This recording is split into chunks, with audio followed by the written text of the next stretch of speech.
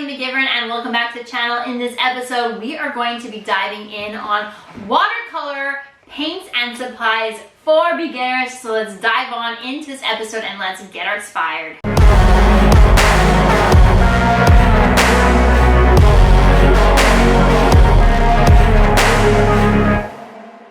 Alright, the first thing you're going to need is paints. Now what I like to do is, well, you can get two ways. You can get the pre-paint paletted paints, like Winsor Newton has some of those pre-paint paletted paint sets. I have a little tiny box squares inside a palette. And I have one. Looks like this. Pre-paletted. Has these little containers. When you buy it, these guys are actually all individual. Sorry, I'm missing tons of colors. This is very old. Oh yeah, they come out like this, and then you unwrap them, and then you pop them in. I just refill mine sometimes. This one's a travel version, so it's compact, but I mean, this is probably all you need anyways. The other option, what I like to do mostly, is I usually buy Winsor & Newton's tubes. I know you're like, wow, that is so tiny. These last forever. You don't need that much. You're mixing it with water, right? This is just pure pigment, and you're mixing it with water to make watercolor paints. So what you do is you take them, and then you add them to I just use one of these cheap palettes. These are like 99 cents probably from somewhere. I don't know. Anyways, grab yourself a cheap plastic palette, or make one if you're into ceramics. And then you're just going to pour it on. That's me pouring. And then I let them dry. Look at that. You don't wash it out, otherwise that's a waste of money. And you're going to be thinking, what? You just wasted all that stuff? No. Because now you're going to take your water, and you're going to swirl, swirl, swirl, mix it on. Swirl, swirl, swirl with your water, and it will turn back into paint as you're using it. Yeah. And that's what I do. So my recommendation is to use Winsor & Newton watercolor paints. I really love them.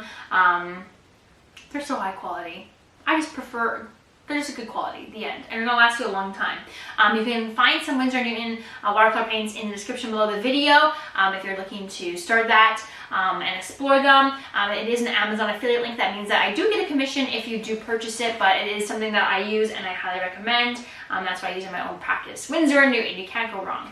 All right, next thing you need to have is a palette. So I kind of already started talking about that, but you do need a palette. For watercolor paints, you can legitimately use any palette, but you're going to want to have something that has the dishes, whereas for instance in acrylics or oils, because they are heavy bodied, you want something flat because it makes cleaning a lot easier. It's also not going to run everywhere. Whereas with watercolors, you're mixing with water. Water, it's a very fluid medium, so you want to have something that's more dish-like, which is why some of these come like pre-paletted and filled. So if you have this, you don't need to buy this and do this. And for most people, that's probably all you're gonna need, because this will last. I know it looks tiny. It'll last you a very, very long time. Very long time. Because the pigments goes a long way. Anyways, so you'll need a palette. All right, before I continue, my question for you is, when did you start watercolor painting, or when are you going to start when you're looking to get into it? It's so peaceful. I love it. It's beautiful. It's versatile. When did you start, or when are you going to start? Let me know in the comment section below the video. All right, the next thing you're going to need is watercolor paper. Watercolor paper is very thick. There's different pounds for the paper, which really is describing how thick it is. And then it's going to absorb and work more like a canvas. It's going to hold that paint in place, that water in place on the paper, because it's absorbing or holding it. It has a bit of a texture to do that as well. It's because flat paper is just going to run, right? There's no tooth. It's just going to go everywhere. It's not absorbing. It's not designed to absorb, so the water is just going to spill everywhere, or it's going to deteriorate. Whereas watercolor paper is not going to deteriorate. It's quite thick and heavy, and it's toothy, so it's going to hold that paint in place, that water in place, absorb, dry quicker, and then I'll let you also add lots of layers on top. It's beautiful. You can buy it in packs, like where you tear from, or you can get them individually, which are nice for more professional pieces that you might be selling. And so you do need to get specifically watercolor paper. Same as if you're doing painting, right? You're going to want to get, if you're going to do a painting, you're going to get a canvas. Well, if you're going to do watercolor painting, you want to get a canvas as well. It's just quality watercolor paper. All right, then finally you're gonna need, or not finally, but one of the things you're gonna need also is brushes. You have two different styles. You can get synthetic brushes like this. You'll notice that they're much shorter than a typical paintbrush because you're painting on paper like this. You're not using it on a canvas like this. So you're more holding it more like traditionally like a pencil. And then you're also gonna notice that the hairs are quite bendy, right? They're very bendy. Whereas a more traditional brush, right, you can see the length difference here. Watercolor, this is an oil paint. This one is very bendy. It's because you're moving, all you're moving is water around. So you don't want to see hairlines. You just want to gently push water around. Whereas this needs to push a much heavier medium, so it's not as bendy, right? And you're going to want to hold it in different ways. That's what it is. You're going to want to hold it in different ways, so it needs to be longer because you're wanting to reach the canvas. And you want to smell the wet paint and the fumes. You're not like wanting to stick your face up in there like that. That's why it needs to be longer. Otherwise you're sniffing paint, and that's weird.